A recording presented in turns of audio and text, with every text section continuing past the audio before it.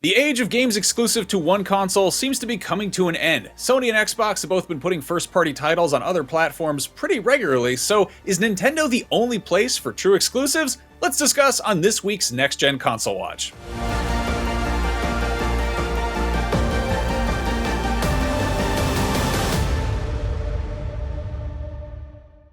Welcome back to Next Gen Console Watch, our show following everything happening with the latest gaming hardware. I'm Max Scoville, filling in for Damon Hatfield, and I'm joined by Ryan McCaffrey from Podcast Unlocked and Logan Plant from Nintendo Voice Chat. Welcome. Hey. So, historically, one of the biggest factors to consider when buying a video game console is what games you can play because they are only on that console and which games you can't play because they're only on something else. These days, that's less of a thing, which is probably great for the industry as a whole, but it can make it a little more confusing when you're trying to figure out what platform you want to invest in, both in terms of hardware and in software. Sony's first-party exclusives used to be one of the biggest selling points of a PlayStation, but lately, they seem more like timed console exclusives, which eventually come to PC. In some cases, they actually launch on PC day one. Helldivers 2, for instance, was one of the best-selling games of last year, and it definitely would not have been if it had only launched on PS5. Meanwhile, Xbox Game Studios has been releasing games for Xbox and PC day one for ages, but now they're branching out even further. In April of this year, the top 3 best-selling games on PS5 in the US and the UK were all Xbox games. There was Oblivion Remastered, Forza Horizon, and Minecraft. Plus, Indiana Jones and The Great Circle and Call of Duty Black Ops 6 also cracked the top 20, which means that a quarter of the best-selling games on the PlayStation Store were made by Xbox, which is kind of wild. Meanwhile, a few former Xbox exclusives have also made their way to Switch, like Hi-Fi Rush and Sea of Thieves, and it seems like Microsoft has some plans to bring even more games to the Switch too as well. Now, with the exception of a couple mobile titles, the only place you can play Nintendo games is on Nintendo hardware, as it always has been. However, the bulk of the games that we know about for Switch 2 are ports of games that were previously for PlayStation or Xbox. So, Logan, what are some upcoming Switch 2 exclusives that are like actually Switch 2 exclusives, and which do you think are actually going to sell some consoles? Yeah, we're 3 weeks away, Max, from what I think is the biggest Nintendo Switch 2 exclusive of the year, and that's Donkey Kong Bananza. Mario Kart World's already out. That'll sell more than Donkey Kong Bananza will. But in terms of quality and kind of this big single-player adventure that Switch 2 owners or prospective Switch 2 adopters have been waiting for, it's Donkey Kong Bananza. Like, this game looks like a follow-up to Mario Odyssey, but starring DK instead of Mario. I've played it a couple of times now. I played it back in April at the Switch 2 hands-on event, and I played the public store demo at Best Buy a couple of weeks ago, which is out in the wild now, and the game just rules. Like, it's going to be phenomenal, and it is the biggest draw to Switch 2 this year, I think, for more hardcore gamers, where Mario Kart was more of kind of a casual family play. And it's developed by the Super Mario Odyssey team as well. So that's also just gets me fired up to play it. Yeah, absolutely. Like, it looks so good. And we thought that the second that we got our hands on it, too. Like, just collecting bananas instead of collecting moons, and just DK's movement and kind of the verticality and the expressiveness you have with all of his jump and roll options. Like, it just feels so great to play. It's so Nintendo. It's so Mario. And yeah, this is going to be a big one. And I think a lot of people were kind of sleeping on this one until that big Nintendo Direct that focused on this game a couple of weeks ago. And then that was kind of the big coming out party for Bonanza. Oh, this is legit, and this is going to be probably one of the best games that comes out this year on any platform. We've got a big preview of this, by the way, on IGN right now. Our own Mitchell Saltzman got to play a bunch of it. So go watch his video preview on IGN or on YouTube, and it'll get you fired up for the release date coming up here. It sure did for me. I don't know if you did that intentionally, but you said a bunch, and a bunch of bananas popped up on screen exactly at that time. That's good. Now, Ryan, I know that you are a huge, big fan of 3D Mario games, and you've been just really dying for one. We're going to get one eventually, probably, presumably at some point. But is DK Bonanza like enough to kind of move the needle for you? Like, were you factoring this into buying a Switch 2? You always were going to buy one day one, I know that. But like, was this kind of I'm even more excited now? Yeah, from every time I see more of Donkey Kong, my hype level's gone up for it. And I think if I hadn't been able to get a Switch 2 right on day one, because I'm such a big Odyssey fan and finding out that this is very much an Odyssey-ish game, obviously it's a Donkey Kong game and the gameplay mechanics are different, but developed by the Mario Odyssey team, I think that this would have pushed me over to the edge to go, okay, I'm going to go ahead and dive in now, especially now that we've learned that you can actually find a Switch 2 on store shelves if you're actually looking for one. Because, I mean, all of us scrambled to pre-order because we weren't sure if anybody was going to be able to get one for months. And thankfully, Nintendo seems like they've been able to meet demand. But yeah, this this definitely, as somebody that, again, for me, Odyssey is the best Nintendo Switch 1 game. Full respect to Zelda, but it's Odyssey on top for me. So, I think Donkey Kong would have pushed me over the edge had I not already been lucky enough to get a day one pre-order. Now, Logan, for people who are not going bananas for Bonanza, what are some other things coming down the pipe for Nintendo Switch 2? And are they going to sell Switch 2s, I guess? Yeah, there's a couple of big ones coming this fall. There's Pokemon Legends EA, which is coming out on October 16th, which is a follow-up to Legends Arceus, kind of a spin-off, but still mainline Pokemon entry. And then Metroid Prime 4 Beyond is coming out sometime this fall. The asterisk on those two is they're also both coming to Switch 1, and they're getting upgraded Nintendo Switch 2 editions. So whether those move the needle, I don't really know. The Pokemon specifically will run and look so much better on Switch 2. Like Scarlet and Violet had such issues on Switch 1, so that'll really benefit from the boosted hardware. And Metroid Prime 4 Beyond on Switch 2 has the mouse mode. It supports 120 FPS in the Switch 2 version, so definite upgrades there, but Metroid's never really been a system seller either. I think the biggest question mark for me this fall is Kirby Air Riders, which is being directed by Smash Bros. Creator Masahiro Sakurai. It's his first project since Super Smash Bros. Ultimate. He's returning to Kirby for the first time in 20 years. We know nothing about this game. I think it's a big mystery of how big and how crazy is this Kirby game going to be from Sakurai, who created Kirby in the first place in the 90s. So that's a big one for me that I think could take a lot of people by surprise and be maybe a bigger deal this fall than we think it's going to be. Now, I'm interested in this because, like, the Switch has a massive install base, the Switch 1, and Nintendo obviously isn't going to leave that, behind anytime soon. Do you think that the sort of move going ahead is we're going to see a handful of games that are cross-platform, but with a bunch of extra bells and whistles for Switch 2? Yeah, I think that is the plan, at least for a couple of years. I mean, Nintendo games are 4K now. We know that as games get more powerful and prettier, they take more people and more time to develop. So I think we're going to see this cadence of upgraded Switch 1 games coming to Switch 2, like we're getting Super Mario Party Jamboree and Kirby and the Forgotten Land are getting Switch 2 editions with DLC this summer.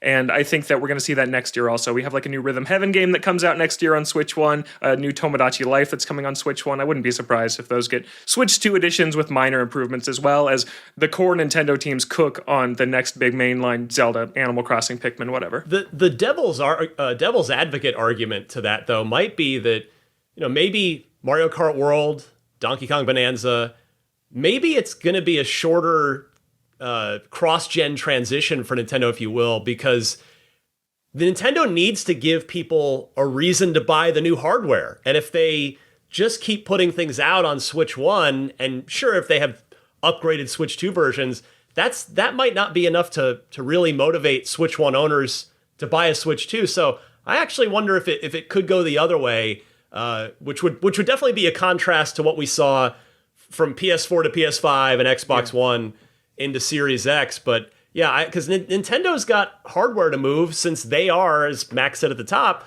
the one company that's absolutely still doing just exclusives that you cannot get anywhere else.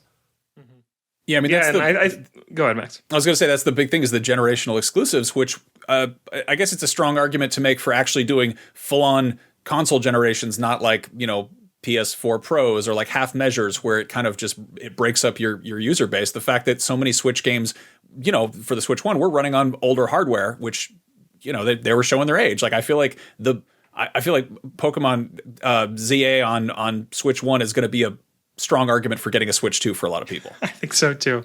Yeah, I agree with that. No, and that is the interesting thing too, as I just reeled off a bunch of exclusives, but the games we're going to talk about the rest of the show, almost none of them are coming to Switch too. So it is still kind of that counterbalance of, if you want the Nintendo games, you go here. There is strong third-party support, but as you mentioned at the top, Max, it's mostly Street Fighter 6, Yakuza 0, Cyberpunk, things that are very cool to have on a Nintendo platform finally, but have been out elsewhere for years and still play better elsewhere. So it's not the most convincing case yet.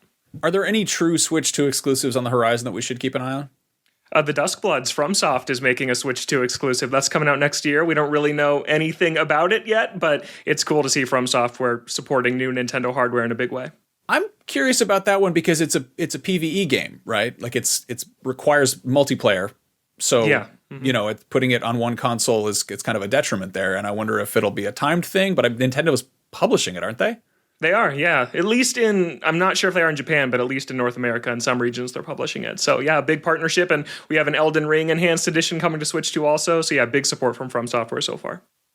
Right on. Now, moving on, Ryan, Xbox has had a pretty steady stream of games this year with lots more on the way. Are any of these Xbox exclusives? And if so, will they stay that way is the big question. So it feels like none of them are, but in preparing the list and actually getting my act together for this recording, it's more than I remembered, and it's kind of left me wondering, well, what actually is the strategy? Like what is the what's going to stay on Xbox or at least debut exclusively on Xbox and what isn't? And it could just be, the answer to that might just be the stuff that's come out this year that has been exclusive is exclusive because it started that way and they just haven't finished a PS5 version of it yet. So maybe going forward, it's all going to just be multi-platform from day one. But when you go, so this year we've had published by Microsoft, Ninja Gaiden 2 Black. They obviously didn't develop that game, but they put the money in, they made it happen. That is not exclusive, but it came to Game Pass, and that's going to be the common theme here of the difference between playing on Xbox and playing these games by Microsoft on a PS5. But now Avowed came out early this year. That has yet to come to PS5. Why? I don't know. It's a big game. It's great. Like it's reviewed well. People like it.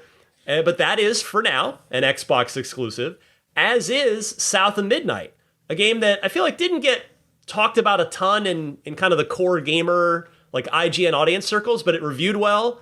It is very good if you take the time to download it off of Game Pass and play it. So that's still an Xbox exclusive. Doom, The Dark Ages, awesome game. We gave it a 9. And it is, from day one, it was made clear, nope, this is multi-platform, which granted the previous one had been prior to the acquisition of Bethesda and including its software by Microsoft. So that's been multi-platform from the jump. Now, coming up at the end of July, on July 29th here, we have the early access, game preview version, it'll be early access on Steam, of Grounded 2. That is, for now, not coming to PS5, which may just be as simple as PS5 doesn't have an early access like program, the way that PC does, Steam does, and the way that Xbox does. Now, later this year, this one surprised me because it is a newly announced game. And I was like, oh, wait, really? This one is Xbox exclusive? And according to the official website, it is. And that is Keeper, the new one from Double Fine. That is PC and Xbox. No PS5 for that one, at least for now. Then The game looks amazing, by the way. That's like the best upcoming Xbox game in my book. It was my favorite thing from the showcase too, Logan. Yeah, it looks absolutely fantastic. Double Fine with a budget. Yes. Thank you, Microsoft. That's we'll take that one. I can't wait to play it. And then a couple more for 2025 so far. And then if you want, Max, I can actually go into 2026 and beyond. But for the last couple on the 2025 list from Microsoft, we come full circle with Ninja Gaiden and get the new one, Ninja Gaiden 4, which again will not be Xbox exclusive. It's coming to PS5 day one. But Microsoft is publishing that game. They made it happen with Team Ninja and Platinum. And so it will be coming to Game Pass day one. But yes, if you're on PlayStation 5, drop your $70 and just jump into that day one, no problem. And same thing with Outer Worlds 2. That one is multi-platform, which the first one was, and the first one was made prior to Microsoft, or at least the bulk of development had been completed prior to Microsoft acquiring Obsidian there. So you've got kind of a strange mix this year of exclusives and not exclusives for Microsoft. And I honestly can't tell you if or when Avowed, South of Midnight, Grounded 2, and Keeper will be coming to PS5 and or Switch 2. I mean, given what we've seen from Microsoft, my expectation would be that all of those eventually come to at least PS5, if not also Switch 2, but I'm not actually sure. It's interesting, right? Like, I think there's a strong argument to be made for doing it case by case. You know, there's established IP, like, again, the Outer Worlds, because the first one came to PlayStation. And then there's Ninja Gaiden. It's a, legacy franchise. So they don't really need a ton of, they don't need a ton of buzz for that. Whereas I feel like with something maybe, smaller like Keeper, maybe there's a benefit to being like, oh, you can only, get it on Xbox, and hey, get it on Game Pass, and you get a few people to sign up. And then assuming it, attracts a audience, then enough people have heard about it or seen it streamed or, talked about or played or whatever. And then they throw down money and actually buy it on PS5 or wherever else. Grounded's an interesting one because didn't the first one come to Switch? Yeah, it did. Yes. Mm-hmm. Yeah, and I mean that built up a big player base, and I feel like they can kind of do a similar thing where they fine tune a little bit, actually use the early access like something of a beta, and then roll it out elsewhere. I mean, yeah, like Sea of Thieves and Grounded, they did very well on PS5 when they finally came out, and that was at a time where I don't think anybody who hadn't already paid for them was going to be paying for them on Xbox. They were kind of they'd come and gone, but there's a whole audience that hadn't had an opportunity to play them. So interesting. Now, what I'm curious about, though, Ryan, is Gears of War, or specifically Gears of War E-Day, because the remaster of the first one is coming to PS5, which is wild, and it's going to look absolutely killer on PS5 Pro. Do you think that E-Day is going to be coming? I've played it on PS5 Pro. Yeah, that feels unnatural. It's bizarre, but do you think that E-Day is going to be coming to PS5, or is it going to start out on Xbox and make its way elsewhere? If you had to guess, again, Microsoft has not said, so it's purely my own speculation, but. I just don't think that they would have abandoned the cliffhanger that they left Gears 5 on and made a prequel if they were going to keep it Xbox exclusive. Because it seems like a move that, creatively you can make the argument to do the prequel anytime. But from a business standpoint, if you're planning to bring in PlayStation players, it makes a whole lot more sense to do that with a prequel that everybody's kind of starting on the same foot with than throwing PlayStation players into Gears 6, including 5 or 4 games since Reloaded is coming out on PS5. Throwing them 6 games in, 4 of which PlayStation players haven't seen. So I think the only question is, will E-Day be a timed exclusive on Xbox? Will it debut there? Will it, we talked about it on Podcast Unlocked, this most recent episode, where we actually talked about Xbox's 2026, and we laid out the case for why we believe, and I very much believe, that fall 2026 could be every bit as good and historically amazing of a release quarter as the magical fall 2007 was, because they are lining up everything, all the big guns, for fall 2026. Gears of War E-Day, probably. Like, they haven't given it. This is a lot of my own speculation. We all know that nothing's coming out around GTA 6. So it's basically, with 2026, if you're a first-party publisher, or really any publisher, your game is either coming out a decent bit before May 26th or well after it. And just kind of judging from what's been shown at Showcase most recently, and just kind of using as much educated analysis as possible, it looks to me like Gears of War E-Day, Fable, Forza Horizon 6, which Phil Spencer kind of teased at the end of the showcase, as well as the other thing he teased, which is almost certainly a Halo 1 Unreal Engine 5 remaster, because it's the 25th anniversary of not just Xbox next fall, but Halo itself, obviously, Halo 1. So to circle back to your question there, Max, I think it's kind of a coin toss, honestly. I think it's 50-50 of, does Gears of War E-Day go PS5 day one next fall? Presumably, again, my speculation about next fall. Or is it only on Xbox next fall, and they'll do what they did with Indiana Jones and bring it to PS5 like 4, 5, 6 months later? I'm just not sure. It'd be interesting to see. I mean, it is funny because Microsoft's entire marketing campaign last year was everything is an Xbox. This is an Xbox. And at the rate they're going, at some point, is a PlayStation 5 an Xbox? We're going to have to wait and see. I don't think Sony would like that very much. I think Sony is still, they want PlayStation gets to be PlayStation games.